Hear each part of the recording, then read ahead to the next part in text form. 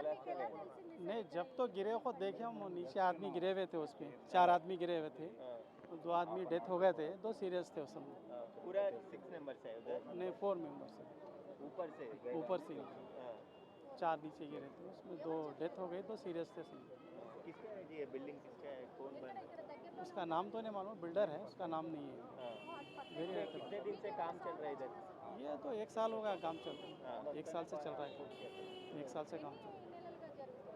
అయితే సంవత్సరం నుంచి కూడా ఈ బిల్డింగ్ నిర్మిస్తున్నారు అంటున్నారు. దానికి సంబంధించి మొత్తం అంటే స్లాబ్లన్నీ పూర్తయ్యాయి, వెల్వేషన్ పనులే ఇప్పుడు ప్రస్తుతం చేస్తున్నారు కాబట్టి ఆ పనులు చేస్తుండగా ఈ ప్రమాదం చోటు చేసుకుందని చెప్పేసి కూడా చెప్తున్నారు. మొత్తం మళ్ళీ పైనుంచి ఏదైనా పడిపోయే అవకాశం ఉంటుంది కాబట్టి చుట్టూ కట్టెలు పెట్టేసి ఎవరిని కూడా ఇటువైపు రాకుండా ప్రస్తుతం అయితే పోలీసులు ఎన్డీఆర్ఎఫ్ బృందాలతో పాటు పోలీసులు కూడా ఇక్కడికి వచ్చి మొత్తం ఎవరిని కూడా అటువైపు వెళ్లకుండా చూస్తున్నటువంటి పరిస్థితి ఉంది. కానీ తీవ్ర విషాదం కార్మికుల కుటుంబాల్లో జరిగింది. ఖచ్చితంగా వాళ్ళ కుటుంబాలను కూడా ఆదుకోవాలని చెప్పేసి కూడా కార్మికుల కుటుంబ సభ్యులు ఆవేదన వ్యక్తం చేస్తున్నటువంటి పరిస్థితి.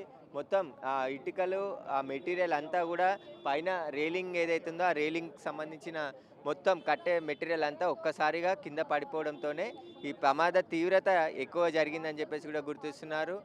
మొత్తం ఆ సంవత్సరం నుంచి కూడా బిల్డింగ్ నిర్మాణం జరుగుతుంది.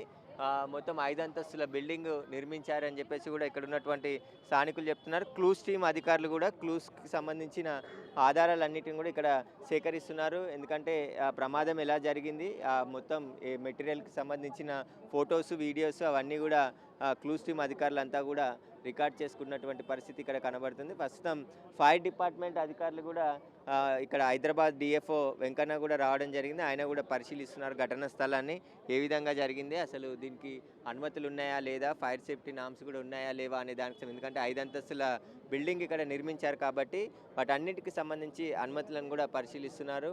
మొత్తం ఏదైతే ఎంత ఫ్లాట్ ఉంటుందో అదంతా కూడా కట్టేయడం జరిగింది. ఒకవేళ అగ్ని ప్రమాదం జరిగినా కూడా అటువైపు ఉన్నటువంటి బిల్డింగ్ నుంచి ఎస్కేప్ కావడానికి కూడా వీలు లేకుండా మొత్తం ల్యాండ్ ఎంత ఉందో అంత బిల్డింగ్ని కూడా నిర్మించినట్టు గుర్తించారు. కాబట్టి ప్రస్తుతం అయితే అన్ని కోణాల్లో కేసుని దర్యాప్తు చేస్తున్నారు. ఒకవేళ కాంట్రాక్టర్ నిర్లక్ష్యం, భవన యజమాని నిర్లక్ష్యం ఇద్దరిది ఉంటే ఇద్దరిని కూడా అరెస్ట్ చేసే అవకాశం ఉంది. గాయపడ్డ కార్మికులకు ప్రస్తుతం అయితే హాస్పిటల్లో చికిత్స అందిస్తున్నారు. మొత్తం 3 చనిపోయారు అంటున్నారు, కానీ అధికారికంగా 2 చనిపోయారని చెప్పేసి కూడా పోలీసులు చెప్తున్నటువంటి పరిస్థితి.